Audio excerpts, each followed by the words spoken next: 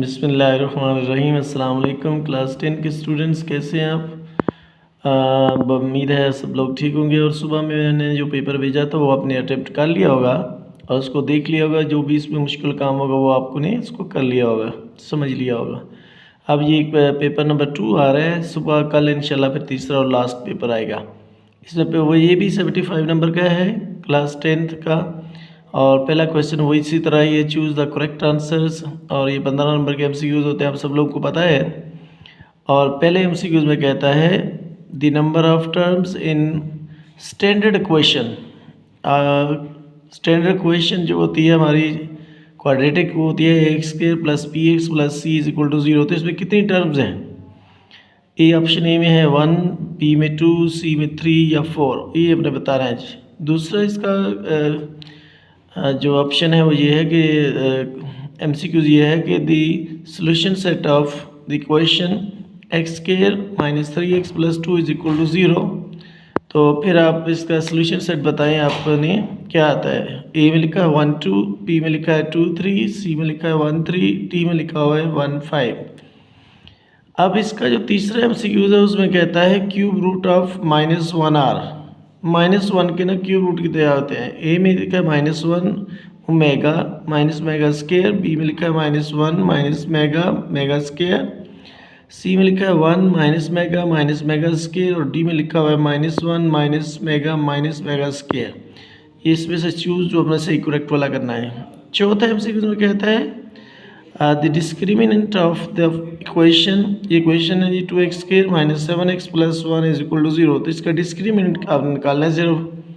वो क्या आता है जी? ऑप्शन दिए हैं ए 14, 41 या -14 या -41। दो इनमें से आपने बताना है कौन सा सही है।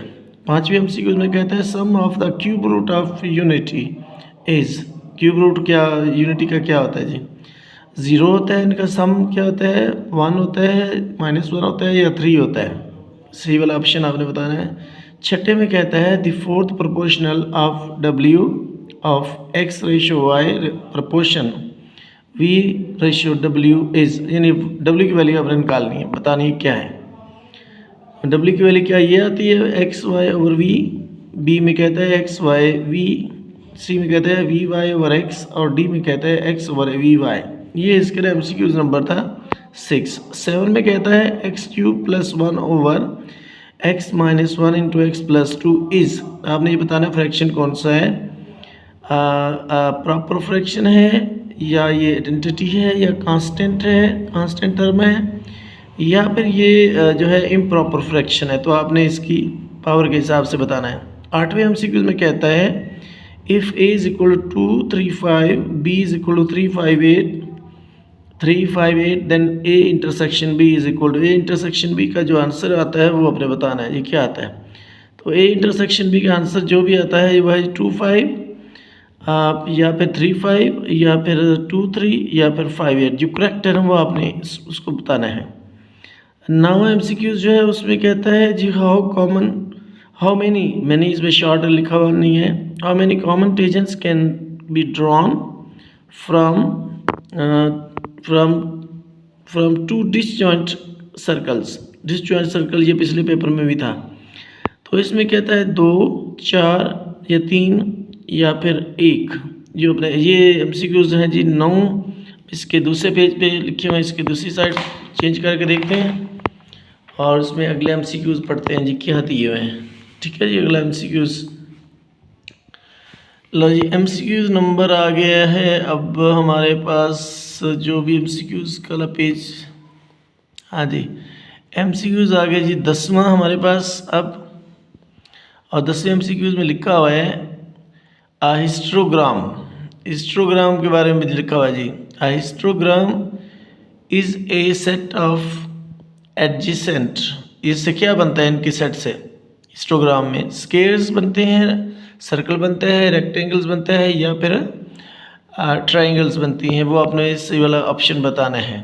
Most central value of the data is. Mode होता है, मोड जियोमेट्रिक मीन होती है या मीडियन होता है या हार्मोनिक मीन होती है। सेंटर में सबसे कौन सी वैल्यू आती है डेटा के अंदर? अब 12वें में कहता है the symbol for the triangle is denoted by, इतना आसान सा है, इसमें आप ढूंढना है कि कौन सा सिंबल जो है वो ट्राइंगल का है। 13वें में कहता है circle has only one, circle का कौन सी चीज़ जो है वो सिर्फ एक ही होती है जी, सीकेंट, कॉर्ड, सेंटर या फिर डायमीटर। इसी तरह इसके 14वें पार्ट में कहता है the arcs opposite to the incongruent central angles of the circle are always, क्या होते हैं मुझे वो बताना है। कॉन्ग्रुएंट होते हैं, परपेंडिकुलर्स होते हैं, पैरेलल होते हैं या इनकॉन्ग्रुएंट होते हैं, ये बताना है आपने। और लास्ट वाले एमसीक्यूज में कहता है how many tangents can be drawn from A point outside the circle. Outside जो सर्कल होता है, सर्कल के आउटसाइड से कितने पॉइंट टेंजेंट ड्रा किए जा सकते हैं, 1, 2, 3 या फिर 4। ये थे एमसीक्यूज थे, आपने इसको अच्छी तरह करना है। आगे क्वेश्चन नंबर 2 है जी, अटेम्प्ट एनी 6 शॉर्ट क्वेश्चंस आपने करने हैं और ये कोई भी आप कर सकते हैं जी। पहला पार्ट का पहला हिस्सा है right in standard form whether it is quadratic और प्योर क्वाड्रेटिक का क्वेश्चन। ये इक्वेशन एक लिखी हुई है x + 4 over x - 2 minus x - 2 over x और +4 अलग से है = 0।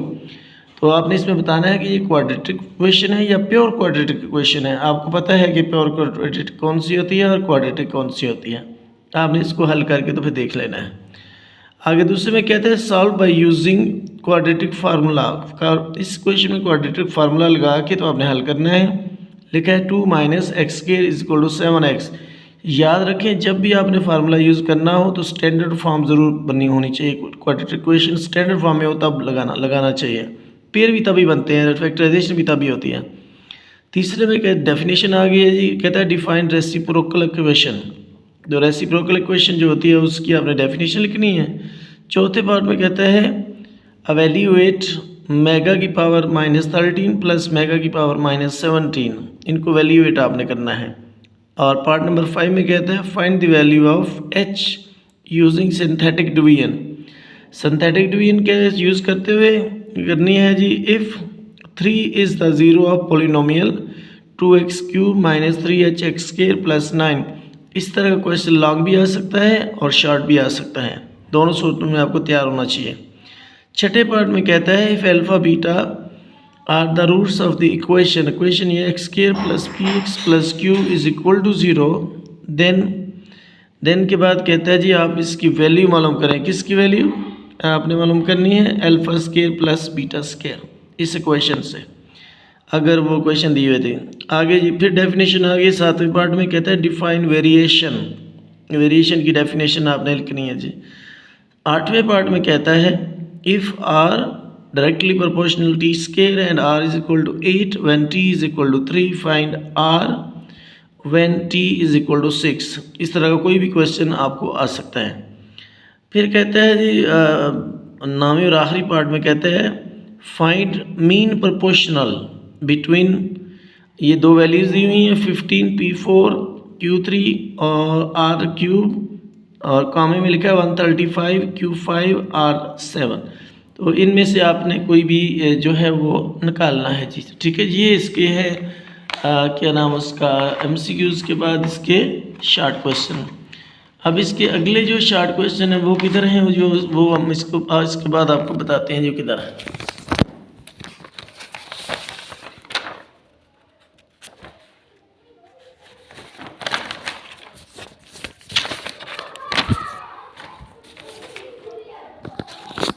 हाँ जी, अगला क्वेश्चन जो शॉर्ट क्वेश्चन का है वो कुछ इस तरह का है।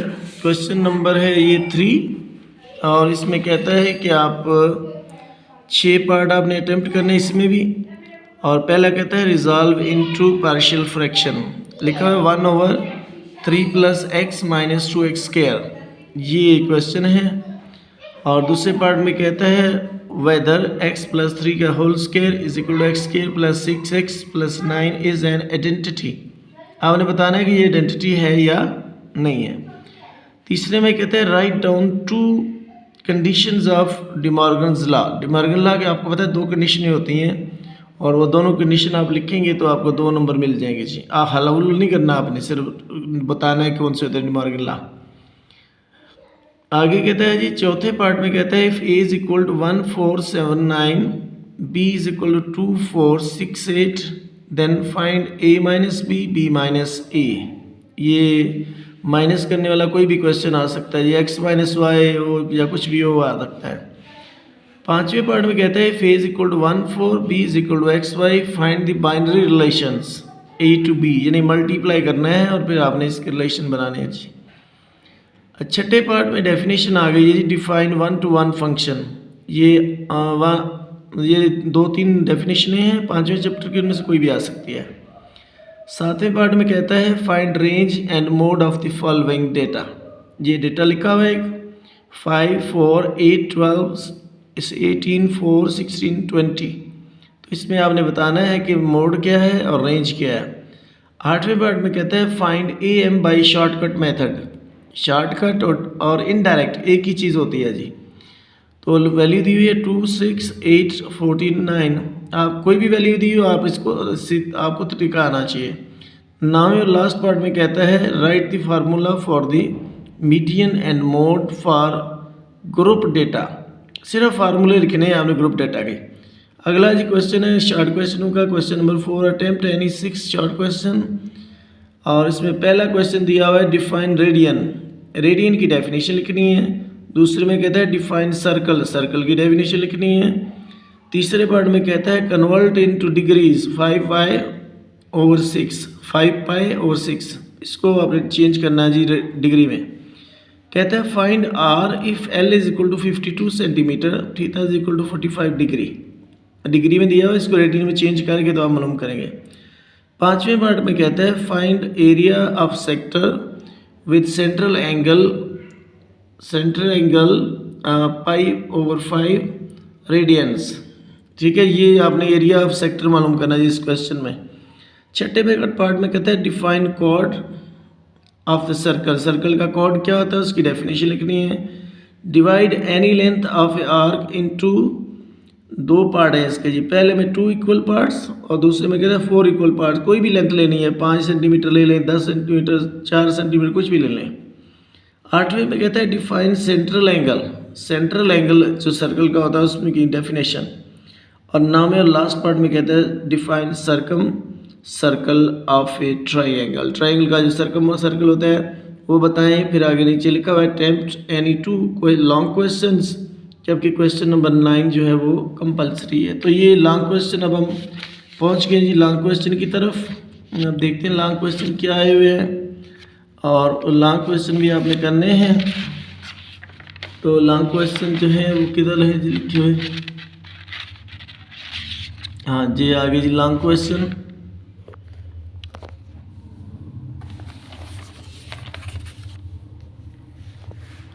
लॉन्ग क्वेश्चन में पहला क्वेश्चन आ गया हमारे पास, क्वेश्चन नंबर 5। कहता है सॉल्व दी फॉलोइंग इक्वेशंस। ये क्वेश्चन वाला जी x की power 2/3 plus 54 is equal to x की पावर 1/3। ये काफ़ी पॉपुलर क्वेश्चन है और ये इसको आपने अच्छे तरीके से करना है जी। ये मुझे लगता है 1.3 का है। बी पार्ट में कहता है सॉल्व दी फॉलोइंग सिमिलटेनियस इक्वेशंस। ये 2 क्वेश्चन दी हुई हैं, इसका मतलब 2.7 होगी। x minus Y is equal to 7, 2/x minus 5/y is equal to 12 is equal to 2 sorry. तो ये जी क्वेश्चन नंबर 5। क्वेश्चन नंबर 6 में कहता है by using componendo and dividendo theorem. ये आपने यूज़ करते हुए x माइनस 2 का whole square minus x minus 4 का whole square over x minus 2 का whole square plus x minus 4 का होल स्क्वायर इज इक्वल 12/3। इसको आपने सॉल्व करना है जी। फिर इसके बी पार्ट में कहता है resolve into partial fraction. Partial fraction में चेंज करना है जी। 9x minus 7 over x plus 1 into x square plus 1, यानी 9x 4.3 का क्वेश्चन है होगा ये। क्वेश्चन नंबर 7 में कहता है if L is equal to x such that x belongs to n and x less than equal to 5, m is equal to y such that y belongs to p and y less than 10 जी। पहले में natural number लिखने हैं, 5 तक और दूसरे में 10 से छोटे प्राइम नंबर लिखने हैं, ये आपको आने चाहिए जी। फिर कहता है कि इसका ना आपने क्या binary make binary relation L to M and find, ये एक R इज इक्वल टू लिखा रिलेशन मालूम करना है x y such that y less than x, यानी जो आप बाइनरी रिलेशन में उसमें देखो उसमें फिर वो वाले सेट लिखने हैं जिसमें y छोटा हो और x बड़ा हो, x की वैल्यू बड़ी हो। जब वो आप ढूंढ लेंगे तो फिर आपने उसका डोमेन और रेंज भी निकालना है। इसके 4 पार्ट है, चारों में से कोई भी आ सकता है, आपको पूरा क्वेश्चन आना चाहिए ये वाला, सही है। ये 5वें चैप्टर का बी पार्ट में कहता है find arithmetic mean of the following data. इसमें कुछ क्लासेस दी हुई हैं और नीचे फ्रीक्वेंसीज लिखी हुई हैं। ये फ्रीक्वेंसी डिस्ट्रीब्यूशन है, ग्रुप डेटा है, तो आपने इसको ग्रुप डेटा के तरीके से मालूम करना है। इसका अगला क्वेश्चन नंबर 8 है, prove that sine theta plus cos theta over tan sec theta minus 1 is equal to cos sec theta और sine theta minus cos theta. और इसके बी पार्ट में कहता है draw two perpendicular tangents to a circle of radius 3 centimetre. ये भी इसका long question है। आगे जी थ्योरम की बारी आ गई है। कहता है prove that any two angles in the same segment of a circle circle arc are equal. तो ये जो सवाल है जी आप अच्छी तरह अपने याद करें तभी आपको पता चलेगा कौन सा थ्योरम है। और लास्ट में लिखा हुआ है जी या ये करें या फिर और। आगे में कहते हैं prove that two chords of a circle which are equidistant from the circle are congruent. Good luck जी। क्वेश्चन ये दूसरा आपका हो गया जी पेपर कंप्लीट। आपने सोने से पहले इसको कर लेना है, कल सुबह इंशाल्लाह फिर आपको थर्ड और फाइनल पेपर मिल जाएगा जी। Thank you so much.